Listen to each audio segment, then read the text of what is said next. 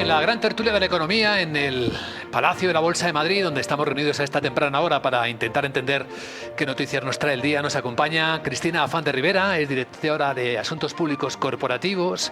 ¿Cómo estás, Cristina? Muy buenos días. Buenos días. Bienvenida. Ahora hablamos de los temas corporativos, que también los hay en medio de este gran tema geoestratégico que es el encuentro de Donald Trump en Pekín con Xi Jinping y con todos los gobiernos y los hombres de negocios. Ricardo Pérez, profesor del Instituto de Empresa. ¿Cómo estás, profesor? Muy bien, muy bien. Pensando en lo que hablábamos antes de la seguridad, sí, seguridad no y para quién, y los peligros de que esté mal repartido esto, según donde mires en el mundo. Sí, hay una historia que despertamos hoy y muy llamativa, ¿no? Cómo los bancos europeos sienten el riesgo de no tener acceso a Mitos, ese famoso agente de inteligencia artificial desarrollado por Anthropic, que ha puesto al desnudo las enormes vulnerabilidades de casi cualquier negocio. Y claro, los bancos en Europa pues están asustados. Nos acompaña Antonio Sanabria, es doctor en Economía, profesor e investigador en Economía Aplicada en la Universidad Complutense de Madrid. ¿Qué tal, Antonio? Buenos días. Buenos días, aunque no ganamos para sustos, pero buenos días. Todos mirando, ¿no?, ese gran encuentro en Pekín, a ver qué nos queda de este, no sé cómo llamarlo, torneo de ping-pong. Sí, bueno, a ver, siempre es mejor eso que no el enfrentamiento, pero es llamativo, ¿no? Con toda la escalada de declaraciones, de tensión, de pseudoguerra comercial Estados Unidos-China, bueno, pues que estén negociando, pues no deja de ser positivo, aunque... Aquí lo que nos toca al bolsillo, por ser muy egoístas, a todos en el resto del mundo, es que ayude China a abrir el estrecho de Hormuz y que haya paz con Irán, ¿no? Porque esto es lo que en términos de inflación nos está tocando a todos. Claro, el principal interesado en que eso se resuelva es Estados Unidos, el principal causante es Estados Unidos en este caso, y China le puede ofrecer una manera de tener una salida airosa, lo decía el entrevistado de hace un ratito, de tener una salida airosa que le permita a Trump presentar desde casa como algo, una victoria, lo que es en realidad una batida en retirada y bueno, pues tapar un poquito el fracaso que ha sido la operación con Irán, y al mismo tiempo que efectivamente se resuelva, porque si no las tensiones y los problemas de precios de suministro y demás, no solamente de derivados petroleros, pues puede no, irá más seguro. Sí, los datos de inflación nos han enfriado la semana seguramente, los vimos en Estados Unidos, es que los vemos en todas partes, en Francia, en Alemania, aquí en España, que se lo digan a cualquier empresa, ¿verdad, Cristina? Que están ahora mismo todas bueno, sí, costes. La volatilidad está, yo creo que era lo esperable, ¿no?, si el conflicto no se resolvía. Sí. Es verdad que yo veo que todavía el Banco Central Europeo se resiste un poco, ¿no?, a actuar, y yo creo que la cumbre que estamos viviendo un poco ahora en China tiene que despejar algunas incógnitas que yo creo que todavía queremos despejar en este tema, ¿no? Para mí la gran pregunta es si van a poder resolver el conflicto, porque se está hablando mucho de Taiwán, pero del estrecho de Hormuz de momento no hemos visto nada, ¿no?, en estas primeras declaraciones. Sí, se ha hablado de Taiwán. Bueno, sabemos que se ha filtrado que se ha hablado de Taiwán porque no hay ningún audio, no hay ninguna imagen, no hay ningún... Ese es el tema, es la palabra sensible, ¿no?, podríamos llamar, Ricardo, ¿verdad? Hombre, vamos a ver, con todo lo que está pasando en Estados Unidos, sobre todo el tema de affordability, no les queda otra forma que buscar una excusa para salir. Y la excusa para salir, yo creo que Xi Jinping entiende muy bien lo que necesita Trump más allá de Estados Unidos, ¿no? Con lo cual yo espero que se encuentre una salida, porque si no los impactos, yo creo que no estamos entendiendo los impactos que van a venir. Y sobre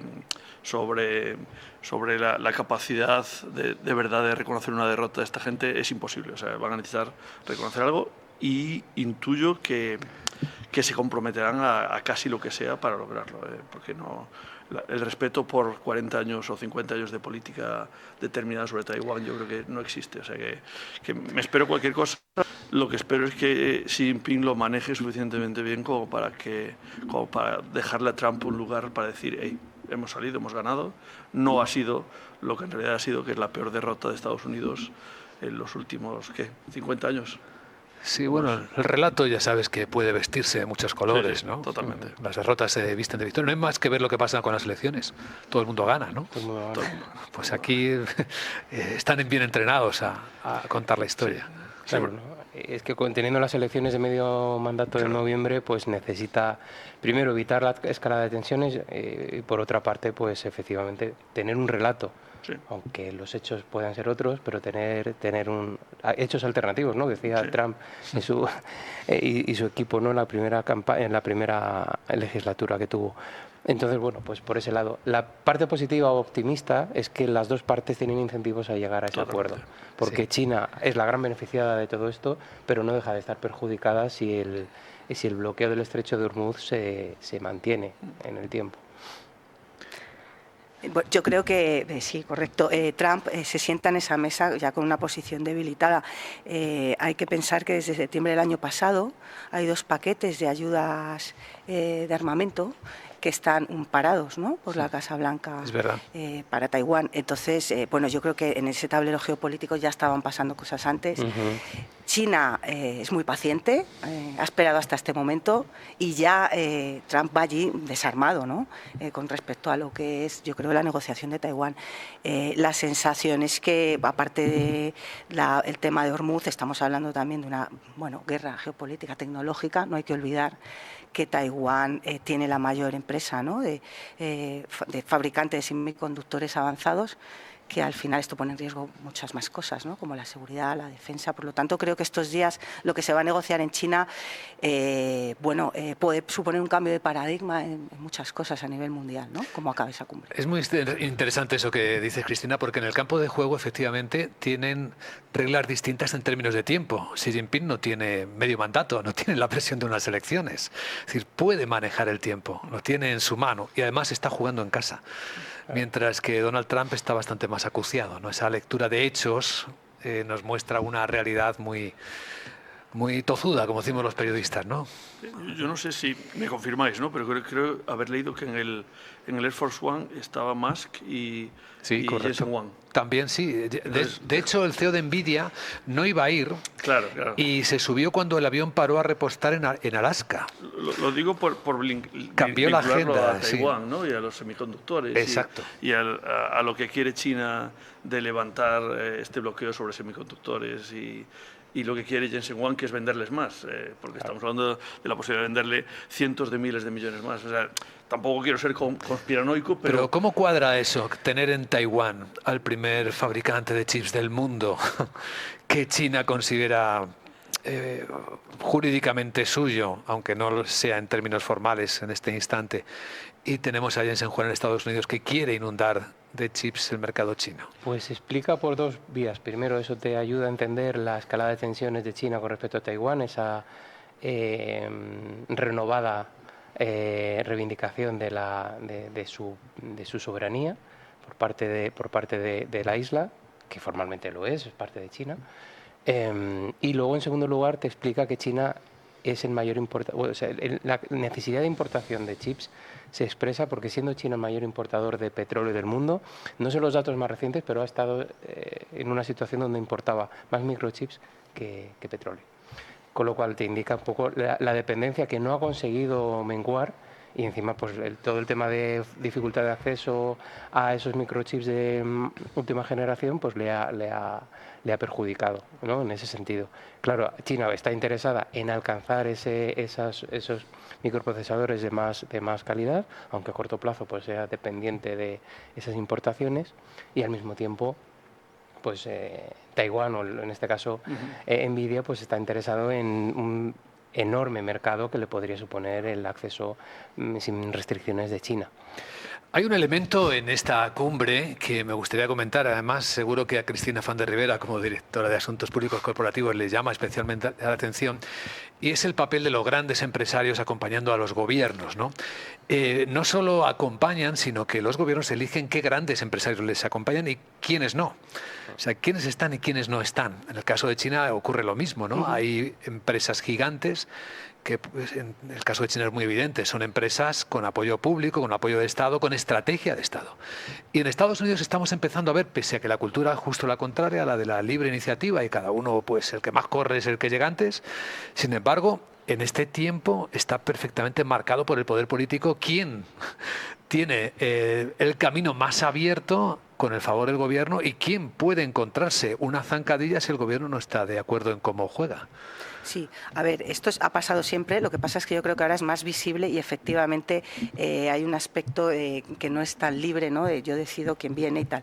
Ahí hay una serie de relaciones económicas y además estamos viendo qué tipo de empresarios, ¿no?, acompañan a esa comitiva, que al final no dejan de ser los tecnológicos, ¿no? No, también de financieros, también va el de BlackRock, el de Citi. Sí, correcto. Pero bueno, es verdad, sí. me he fijado mucho más en el aspecto tecnológico porque yo tengo muy puesto el foco en la parte de los chips, ¿no? Porque creo que es clave. Sí. Entonces, bueno, yo creo que esto ha pasado siempre, lo que pasa es que ahora es mucho más visible. Ahora se hacen la foto y se ponen un sombrero y salen en primera línea. Y digamos que antes el mundo empresarial yo creo que se casaba menos con los políticos, ¿no? Y ahora no. Ahora había más distancia, ¿no? Por lo menos en la parte visible. Exactamente.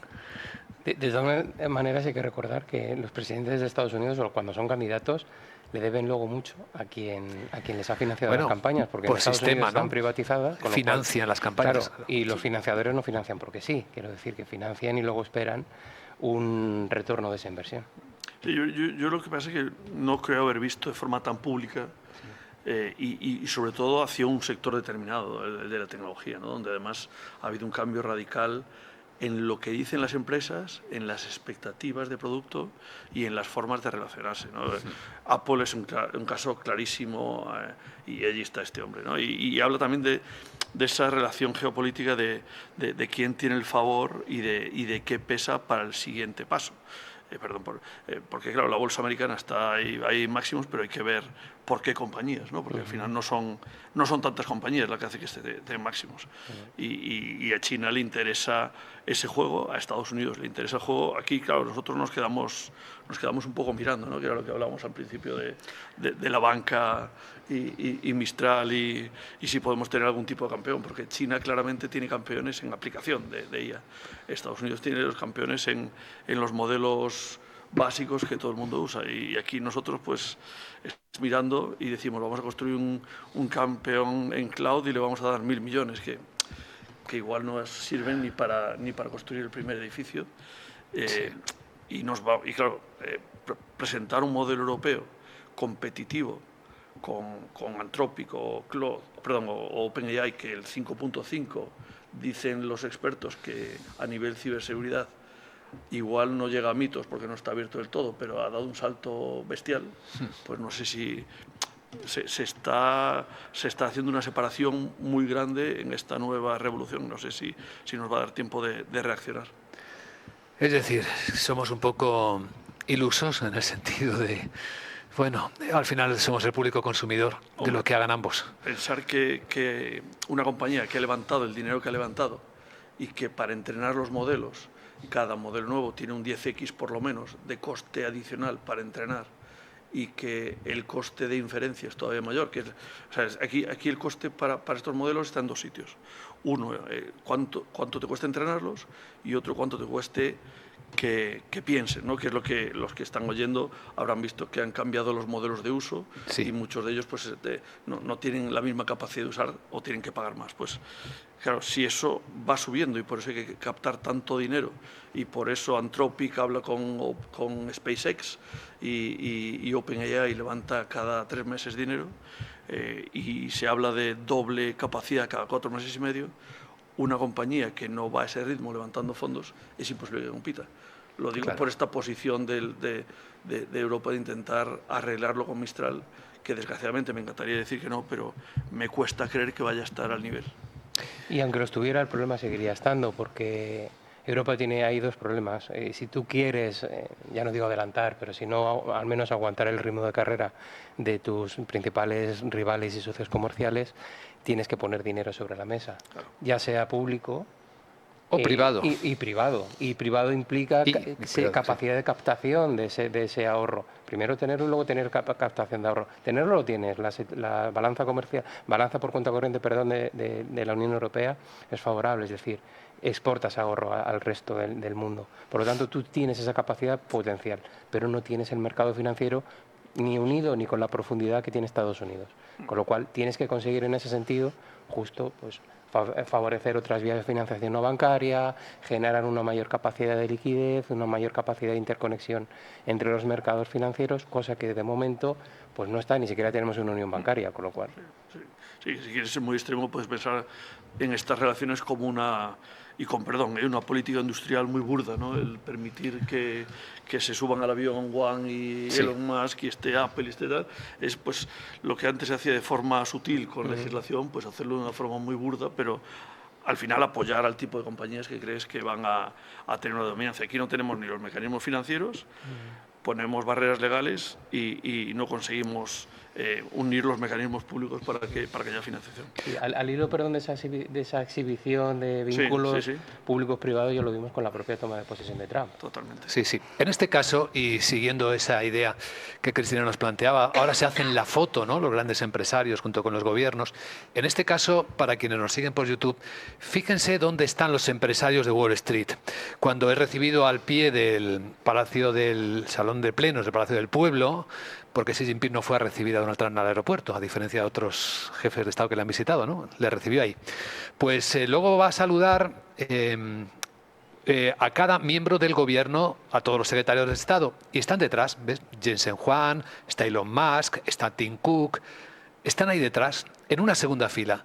Xi Jinping, el presidente, no saluda a los empresarios de Wall Street, pero están en la segunda fila inmediata, mirándole atentamente.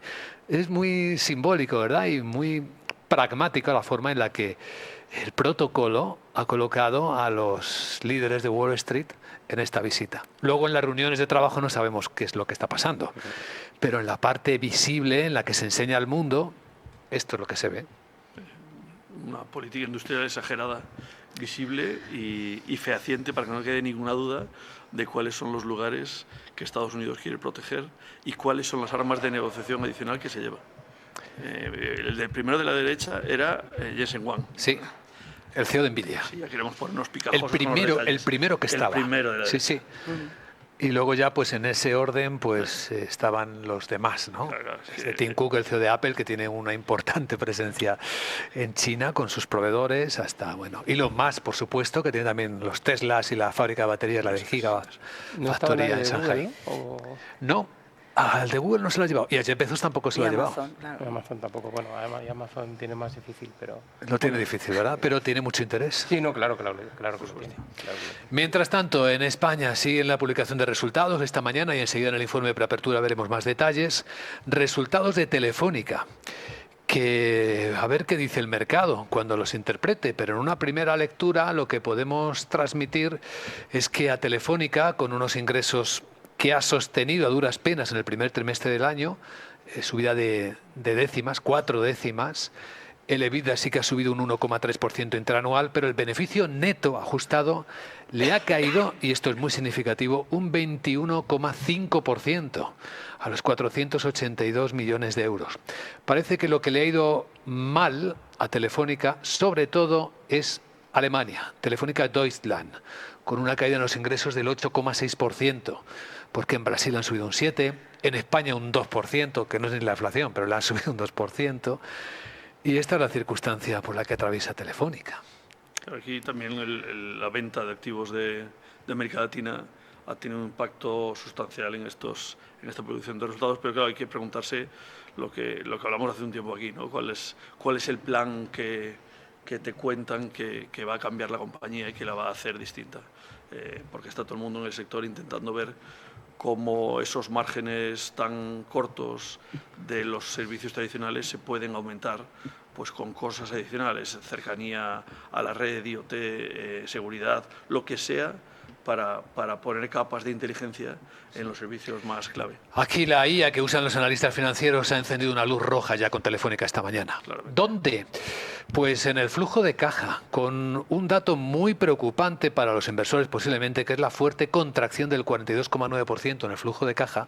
Ojo que el flujo de caja es la sangre, ¿no?, de una compañía, a pesar del éxito de la reducción de la deuda financiera neta, que en esto sí que está avanzando Telefónica. Cristina. Sí, bueno, para mí, analizando así de un vistazo a los datos, para mí la pregunta es, bueno, sí, Telefónica ahora mismo ha desinvertido, es operativa, a un nivel básico va a tener capacidad de crecimiento. ¿Y hacia qué modelo de compañía va, no? Ha dejado de ser una gran, o va a dejar, parece, ¿no?, de ser una gran compañía para ir a algo más, y eso yo creo que es lo que no ve claro el mercado. O sea, Murta todavía tiene que demostrar muchas cosas, ¿no? Sobre todo porque tiene un mercado ahí, un competidor muy agresivo. O sea, hay uno en particular que ha retrasado su salida a bolsa, que es Digi, los rumanos de Digi, que le miran con un enorme recelo. Sobre todo porque después de la fusión de MásMóvil con Orange, ahora es Más Orange, esa parte de desinversión al que le obligó la autoridad de la competencia le ha engordado a Digi de una forma que ha sido casi un regalo, ¿no? Le ha permitido crecer extraordinariamente. Así que...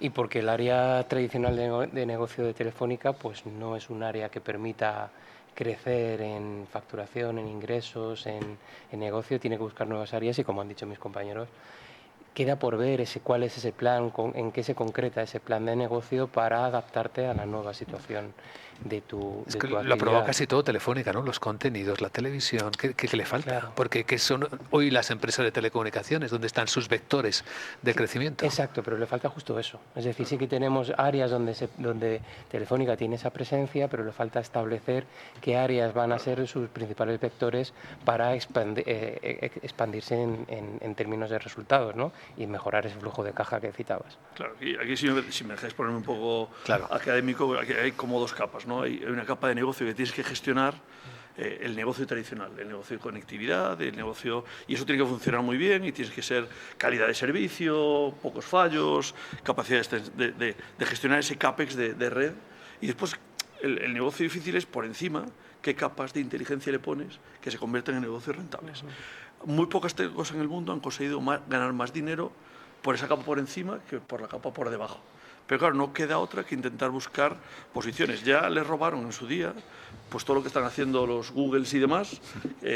Claro, hay que buscar cuál es la ventaja. La única que tienen las telcos es, por un lado, probar lo que decías tú, probarlo todo, que esté en una misma factura, en un mismo receptor. Y después, por el otro, probar lo que esté cercano a la red, a la capacidad de red. Pero es que, Ricardo, es que es un transportista, en realidad, transportista de datos, transportista de audio, de señales. Sí. Hay oportunidades, o sea, las oportunidades están en dos sitios. Uno, ¿qué conozco de los clientes para darle capas de servicios adicionales? Y todas las telcos en el mundo están añadiendo seguros, salud, pagos, banca, STC, que compró esa capital. STC tiene ya STC Pay, que era el medio de pago más utilizado en Middle East, y ahora tiene STC Bank. Con lo cual está todo el mundo probando servicios de valor añadido basados en datos, y después el otro lugar donde están probando es ¿qué puedo hacer yo que estoy cercano a la red que no puede hacer nadie? Entonces están buscando temas relacionados con IoT, con transporte, conectividad, seguridad. Y el problema es que eso, que no está estructurado como un plan claro, mientras que tienes a alguien compitiendo con el cuchillo en la mano por la parte de la red. Es que esto es gracioso, ¿no? Una teleco puede aspirar a ser un banco, un medio de pago. Un banco puede aspirar a ser una teleco. Es que estamos aquí mezclando tantas cosas. Bueno, recordemos que Revolut dice que va a hacerlo ya. Sí. O sea que tampoco, que la respuesta es, por lo menos lo van a intentar. Que las barreras de entrada son cada vez menores. Claro. Y luego además es un sector estratégico. Claro. Sí, lo que justifica la entrada. No sé si agrava el problema. Es una infraestructura crítica, ¿no? La suya, podríamos llamarla, una ¿no? infraestructura crítica. Y por su vinculación con su participación en el sector militar. En términos de defensa lo es, en términos de seguridad ciudadana lo es, en términos de mantenimiento de la vida normal lo es. O sea que tiene varias caras, ¿no? Esa infraestructura crítica. Y sin embargo, qué enormes dificultades para hacer crecer el negocio.